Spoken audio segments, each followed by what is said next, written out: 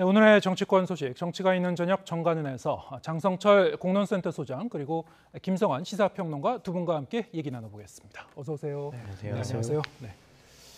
자, 야당이 제출한 이태원 참사 국정조사 요구서 오늘 이제 본회의에 보고가 됐군요.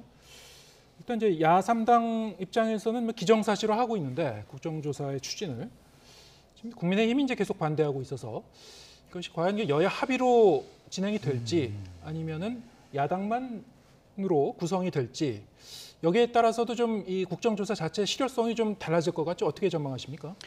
여당이 참여하지 않는 국정조사는요, 정말 아무것도 할 수가 없어요. 그러니까 증인조차도 출석시키기가 어려워요. 예를 들면은 자, 우리 국정조사 하니까 행안부 장관, 경찰청장, 용산경찰서장, 거기 정보계장, 소방서장 다 증인으로 나와라 한다고 한들 여당이 빠져 있으면은요, 야당만 단독으로 국정조사를 하면 안 나올 가능성이 커요. 그러면은 뭘 할 수 있겠어요? 강제적인 수사권도 없는데 뭘 제대로 밝힐 수가 없다. 그렇기 때문에 국정조사라는 것은요, 물론 여야가 합의를 해가지고 함께 치러야 어느 정도 힘이 생기지 야당 단독으로는 아무런 힘이 없다라고 말씀드리고 싶고요. 저는 국정조사 필요하다고 생각이 들어요. 정말 156명의 국민들이 대형 참사를 통해서 희생당하고 사망했잖아요. 그럼 국회는 가만히 있어요? 아무 일도 안 해요? 이런 무책임한 국회 국민이 원하지 않을 겁니다. 그러니까 이거는 여당이 지금 무조건 안 돼, 막아야지. 국정조사하면은 이 참사 전국이 오래될 거야. 자칫 잘못하면 윤석열 대통령과 윤석열 대통령 참모들 그리고 정부 강요들에게 불똥이 튀어. 이거 막아야 돼. 이런 식으로 접근하면요, 정말 큰일 납니다. 근데 저는 일단은 국정조사가 경찰이 수사를 하고 있잖아요.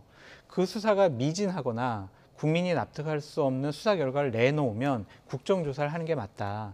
그것이 대략 한 열흘에서 2주 정도 기다려보면 될 것 같아요. 네. 때마침 24일 날 본회의 때 이 국정조사 요구서를 처리한다고 하니까 그 기간 동안 여당은 문 닫지 말고요, 무조건 안 된다고 하지 말고 협상을 통해서 국정조사를 할 수도 있다라는 생각을 가졌으면 좋겠습니다.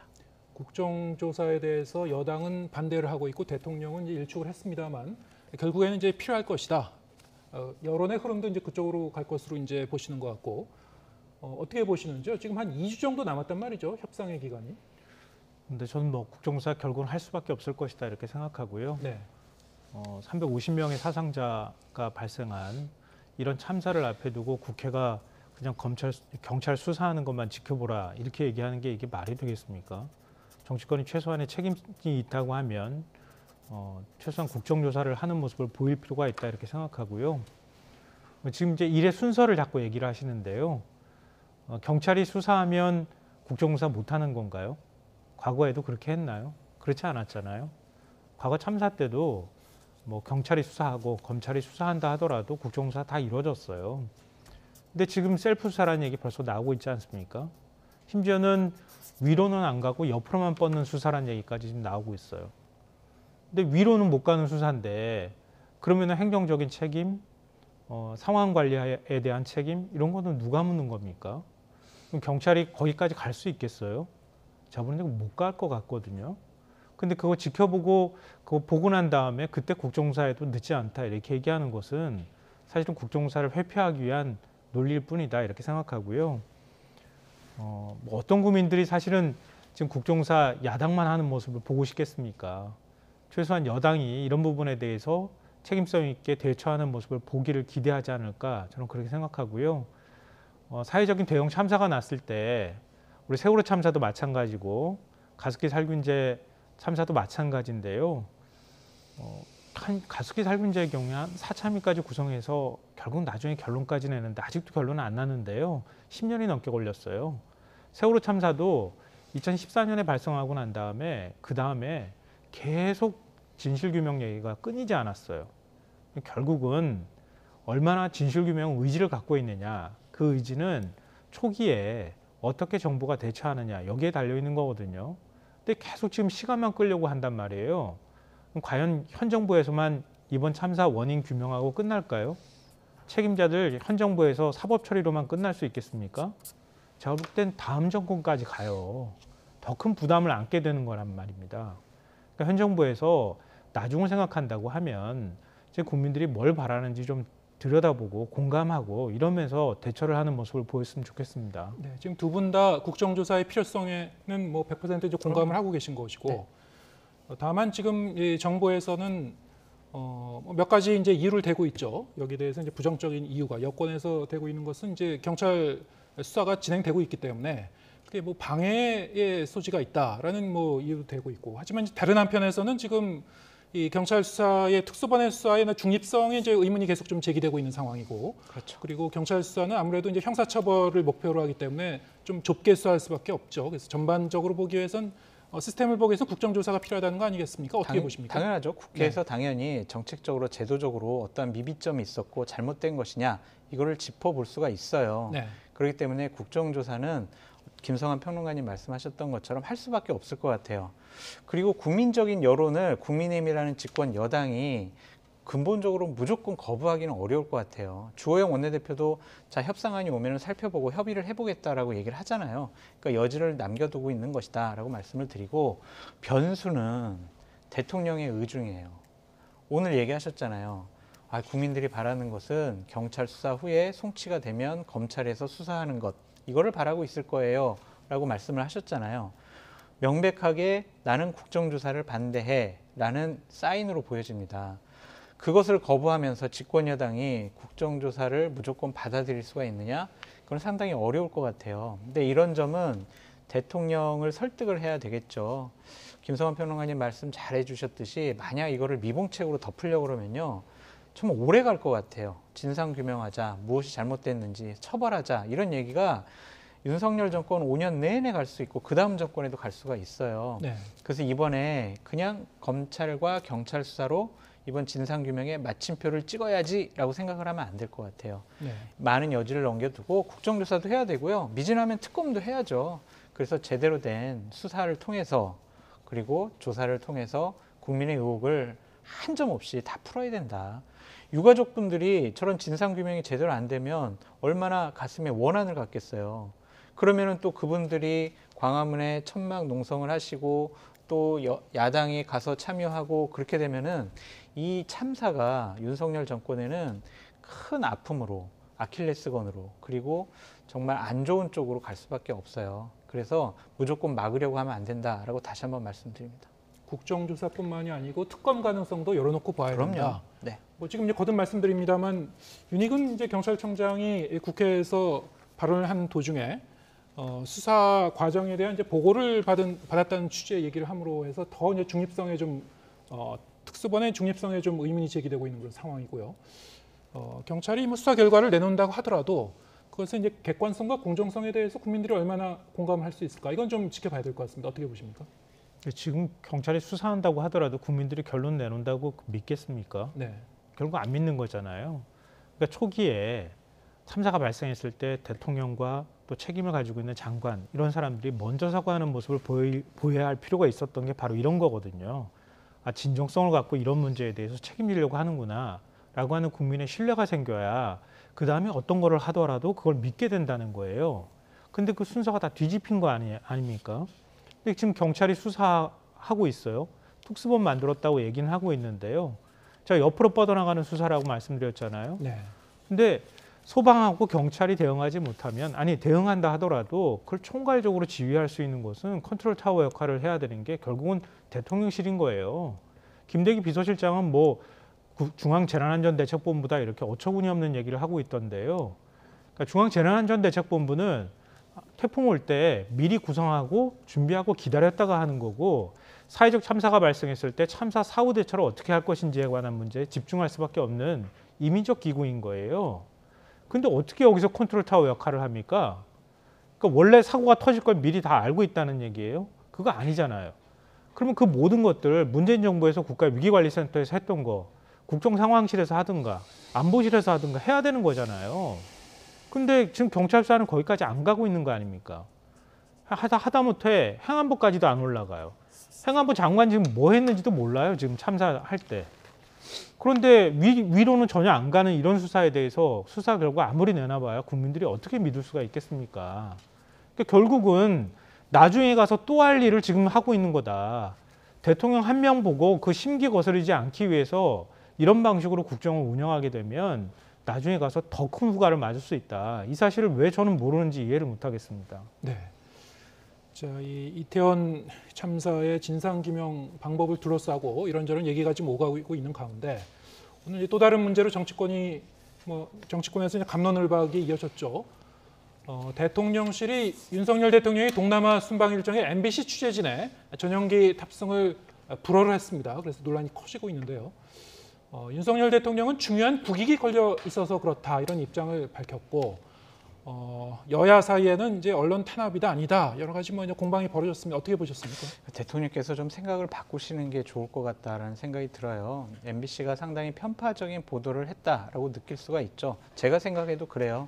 지난 대선 과정 중에서 본인 윤석열 후보에 대한 검증에 대해서는 아주 강하게 보도하고 비판을 했지만 상대인 이재명 당대표와 그리고 김혜경 여사와 관련된 일들에 대해서는 소극적으로 보도했다라고 느낄만 해요. 그 이후에 김건희 여사에 대한 여러 가지 보도 내용도 문제를 삼고 있고 바이든이냐 날리면이냐 이러한 논란에 가장 제일 먼저 보도했던 MBC가 조작이냐 왜곡 보도했냐 이런 비판을 국민의힘 쪽에서 하고 있지 않습니까? 네.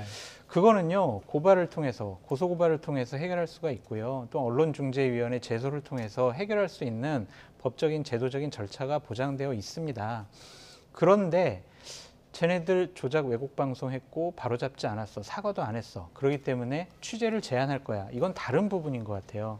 이거는 자칫 잘못하면 취재 제한과 언론 탄압이라고 볼 수밖에 없는 비판으로부터 자유롭지 못하다라고 말씀을 드리고 이러한 것들이 왜 자꾸 벌어지는지 솔직히 좀 걱정되고 우려스러운 부분이 많아요. 대통령께서 저 결정을 먼저 하셨다면 문제인데 참모들이 그렇게 해야 될 것 같아요. 이번에 전용기에 MBC 태우지 말아요 라고 건의를 했다면 더 큰 문제라고 좀 생각이 듭니다. 그러니까 이러한 것들은 옳고 그름을 떠나서 상식적으로 좀 판단을 했으면 좋겠다라고 말씀을 드려요. 자칫 잘못하면 MBC만 좋은 일 시키고 MBC가 언론 자유를 수호하는 집단으로 인정을 받을 수가 있을 것 같고 또한 기자의 취재를 제한한다라는 이야기 때문에 언론 단체, 기자 단체 그리고 외국에 있는 단체들, 기자 협회들 다 적으로 돌릴 가능성이 높아요. 너무 전선이 넓어져요. 이것은 결코 대통령에게 좋지 못하다. 언론을 탄압하는 윤석열 정권이라는 야당의 프레임에 갇히게 되면 앞으로 국정 운영하기 상당히 쉽지가 않다라고 말씀드립니다. 그래서 좀 너그럽고 넉넉한 마음으로 이 부분은 좀 바로잡혀졌으면 좋겠다라고 말씀드려요. 이미 이 출입기자단도 이제 강한 유감을 표명한 바 있고요. 그런데 지금 말씀하신 대로 옳고 그름을 떠나서 참 이해가 안 가는 부분은 과연 이런 결정을 내려서 그러면은 사실 대통령실이 이런 결정을 내릴 때는 거의 모든 결정이 정무적 판단을 수반하지 않습니까? 그런데 여권이 대통령실이 이런 결정을 해서 어떤 이득을 취할 수 있다고 생각한 것일까요? 저는 좀 그 부분이 좀 이해가 안 가더라고요. 오로지 대통령인 거죠. 오로지 대통령의 심기를 맞추는 거죠. 그러니까 대통령이 아니다 하면 거기에 대해서 그거 아닙니다라고 얘기할 사람이 지금 대통령 주변에 없다고 보여요. 네. 그러니까 지금 집권 여당도 마찬가지입니다. 국민의힘도 대통령이 한마디 하면 거기에 모든 걸 다 코드를 맞추고 있는 것이지 그 외에 다른 게 보이지 않는다 이런 생각이 드는데요. 지금 윤석열 대통령 오늘 자유언론 실천재단 그러니까 원로들이 많이 들어가 있죠.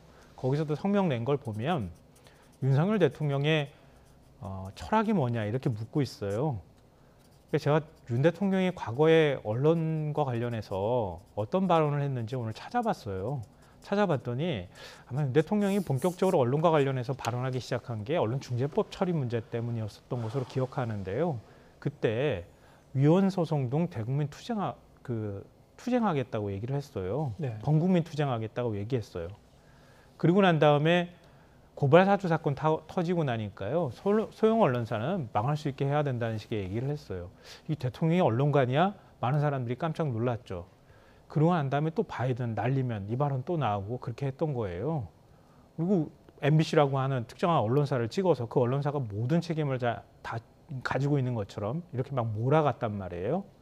근데 그거 보면서 제가 앞서 제가 말씀드렸던 것처럼 애초에 윤 대통령한테는 언론 철학이 없었던 거구나. 이런 결론을 저는 개인적으로 내렸어요. 언론 철학이 없으니까 대통령의 유불리에 따라서 자신의 심기나 기분에 따라서 지금 언론을 바라보고 있는 건 아닐까, 좀 그런 걱정이 돼요. 그러니까 앞으로 또 어떻게 바뀔지는 모르겠지만 나와 관련해서 뭐 대통령은 아니라고 하니까 우리가 또 그 발언이 있다고 또 얘기를 꺼내기도 참 뭐한데요. 그러니까 다른 사람들은 그렇게 들었다고 하는데도 대통령이 아니라면 대한민국은 아무도 거기에 대해서 말할 수 없는 나라가 돼버렸어요. 이런 사고방식을 가지고 언론을 대하면 앞으로 계속 그럴 거 아닙니까? 그러니까 언론이 대통령하고 다른 생각을 가지고 있는 보도를 하게 되면 저 언론사는 나와의 적이야, 이렇게 지금 대하겠다는 얘기나 마찬가지잖아요. 그러니까 MBC가 많은 뭐 비판적인 보도를 했다고 이렇게 얘기하시는데요. 우리나라에는요 더 영향력이 강한 극우 신문들도 있고 거기에서 갖고 있는 종편들도 있어요. 그 언론들 이렇게 대했다고 하는 얘기 전 들어보지를 못했거든요. 그 언론은 지금도 제가 볼 때는 끊임없이 왜곡 편파 보도해요.